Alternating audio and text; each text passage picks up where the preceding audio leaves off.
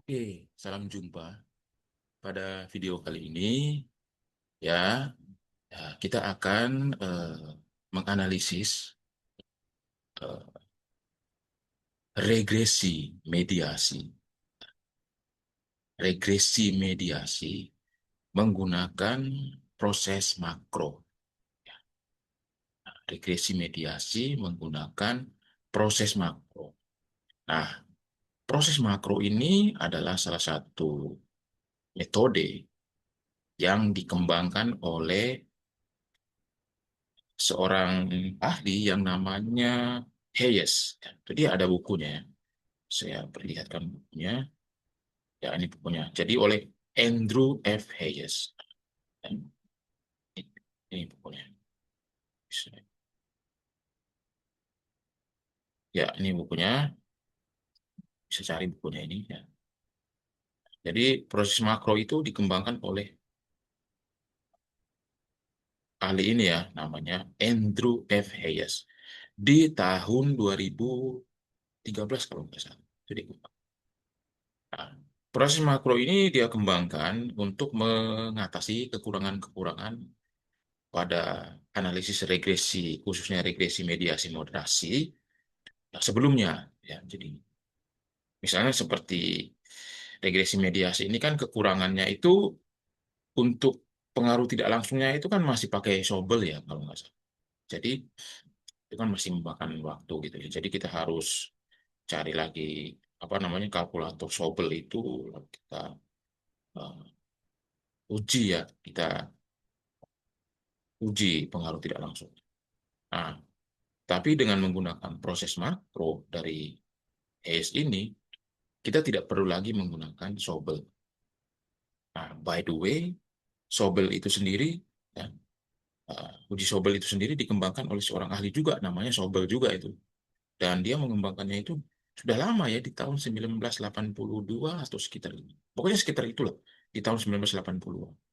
Jadi bayangkan, kalau kita masih menggunakan Sobel ya, untuk menguji, untuk menganalisis regresi mediasi, nah, berarti kita sudah ketinggalan zaman karena sudah ada metode baru ya yang dikembangkan oleh Andrew F. Hayes ini yang namanya proses makro dan itu sudah tidak memerlukan lagi uji Sobel ya. Bayangkan dari 1982 sedangkan proses makro ini kan 2013 ya. Jadi memang kita perlu terus-menerus apa ya, mengupdate ya, mengupdate informasi, mengupdate data sehingga kita tidak ketinggalan seperti itu, ya. Jadi itu ya. Jadi kita akan melakukan regresi mediasi menggunakan proses makro yang dikembangkan oleh Andrew F. Hayes. Saya ke bawah, saya ke bawah. Oke, saya mau memperlihatkan ini sebenarnya.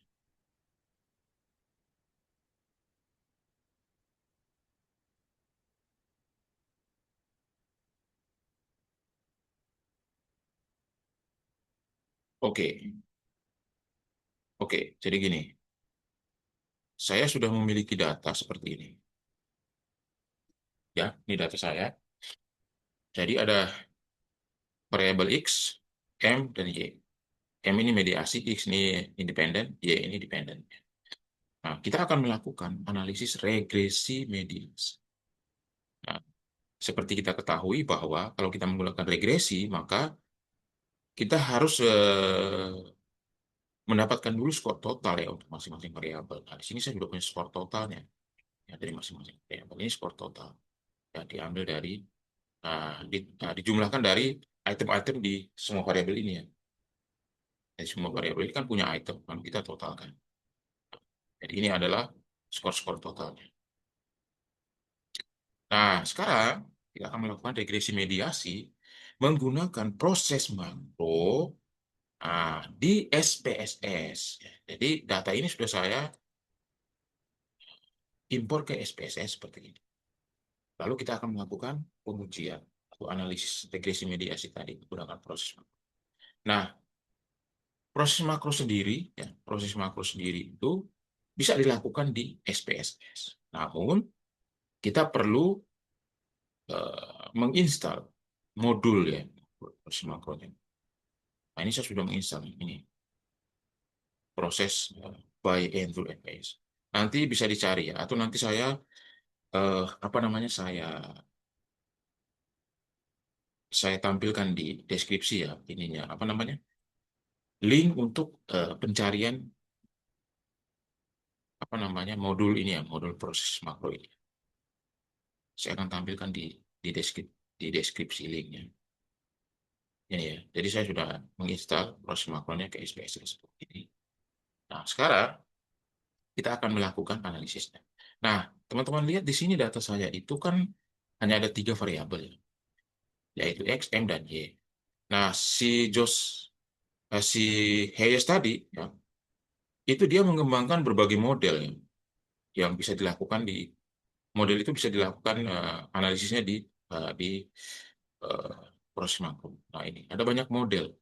Misalnya kayak model satu. Nah, model satu ini itu ada variabel X, Y, dan moderasi. Nah, model 2 itu seperti ini. Nah, model kita yang akan kita lakukan atau yang akan kita analisis itu adalah model 4. Ya, ya, yang hanya ada variabel X, Y, M. Dan modelnya seperti ini. Ya, modelnya seperti ini. Oke, nah, modelnya seperti ini. Jadi nanti kita menggunakan model 4. Oke, kita kembali ke SPSS, ke Analyze, lalu pilih Regression, pilih proses ini ya.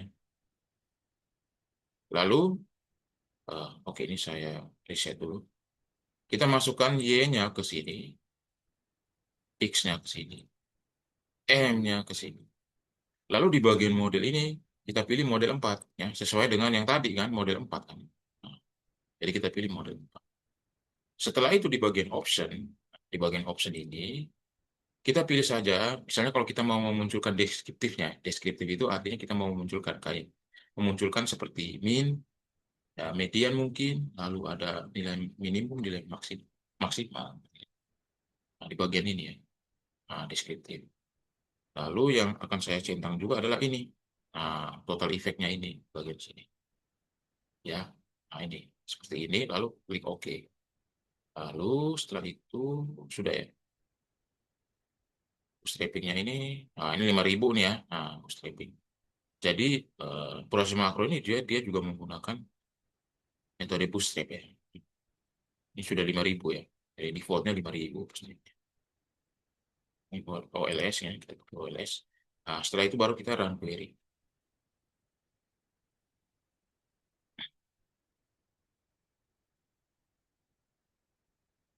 Kita tunggu ya.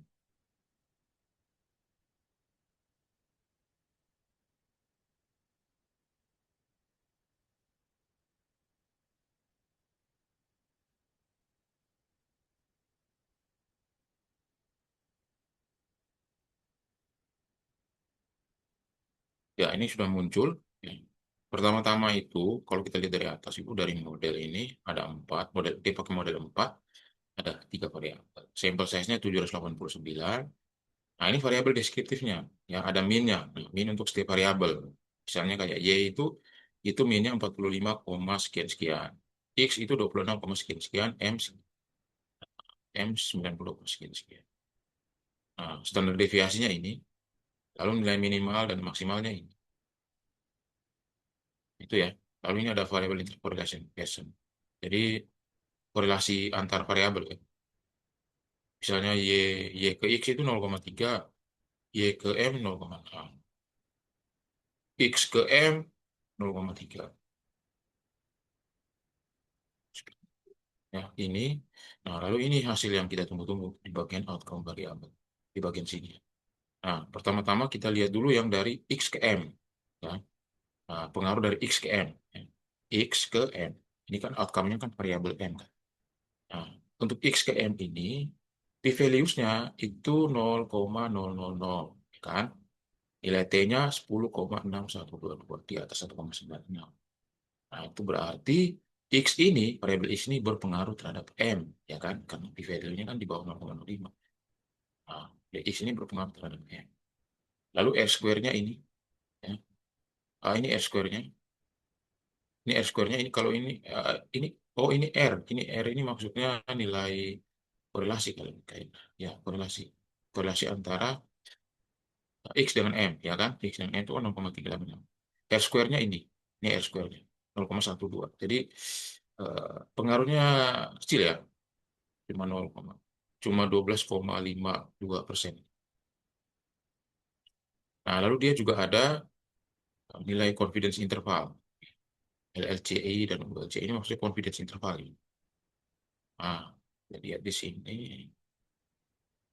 Nah, ini nilai confidence intervalnya itu antara LLCI dan ULCI itu dari 1,2041 sampai 1,7507. Jadi di antara confidence interval ini, di antara LLCI dan ULCI ini, itu tidak ada nilai nol. Berarti memang berpengaruh dia. Berpengaruh. Nah, lalu yang berikut, nah ini koefisiennya ya, koefisiennya 1,4 ya. Ini standar errornya ini 0,1. Nah, itu kalau X ke M. Lalu yang berikutnya, outcome-nya Y. Nah, Y ini dipengaruhi oleh X dan M kan. Nah, pertama kita lihat dulu yang dari X ke Y. Yang pengaruh dari X ke Y. Nah, pengaruh dari X ke Y, dari X ke Y itu, p-values-nya itu 0,00. Berarti kan berpengaruh ya. Ini di statistiknya itu 5 ya, di atas 1,96. Berarti X ini berpengaruh terhadap Y. Ya kan? Lalu untuk LLCI ke ULCI ini juga tidak ada nilai nol di antara. Berarti memang signifikan berpengaruh ya. Nah, sekarang yang M ke Y. Ya. Pengaruh M ke Y. Nah, pengaruh M ke Y itu juga sama, p-value-nya di bawah 0,05. Ya. Lalu di statistiknya juga di atas jauh ya, 1,9. Berarti M juga berpengaruh terhadap Y. Nah, lalu ini nilai koefisien regresinya. Ini, ya, ini koefisien regresi. Lalu untuk nilai R square-nya itu 0,4 sekian-sekian ya. Berarti 40,6% itu X dan M ini berpengaruh terhadap Y gitu. X dan M ini berpengaruh terhadap Y. Begitu ya. Nah, ini pengaruh langsung ya. Jadi ini yang kita lihat ini baru pengaruh langsung dari X ke M, terus XM ke Y itu kan pengaruh langsung. Sekarang kita lihat pengaruh tidak langsung. Pengaruh tidak langsungnya ada di bawah yang ini, indirect effect. Nih, indirect effect ini. Ya, jadi ini indirect effect-nya pengaruh tidak langsung. Untuk melihat pengaruh tidak langsung, apakah dia berpengaruh atau tidak, ya kan?